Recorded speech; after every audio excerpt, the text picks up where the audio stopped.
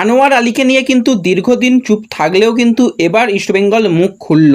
কি জানিয়েছে আনোয়ার আলীকে নিয়ে জানার জন্য এখনই চ্যানেলটাকে সাবস্ক্রাইব করে নাও, তাহলে ইস্টবেঙ্গলের সমস্ত লেটেস্ট আপডেট পেয়ে যাবে।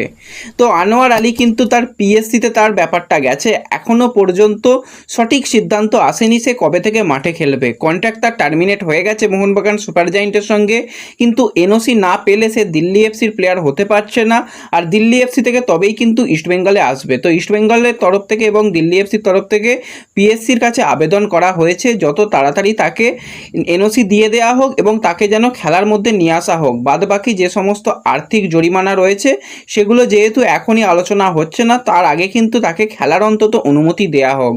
তো ইস্টবেঙ্গল চাইছে এএফসি এবং ডার্বি ম্যাচ থেকেই কিন্তু আনোয়ার আলীকে খেলানোর, কারণ দুটো ম্যাচই মহা গুরুত্বপূর্ণ ইস্টবেঙ্গলের ম্যাচ। ডিফেন্সের স্তম্ভ হতে চলেছে আনোয়ার আলী ইস্টবেঙ্গলের জন্য।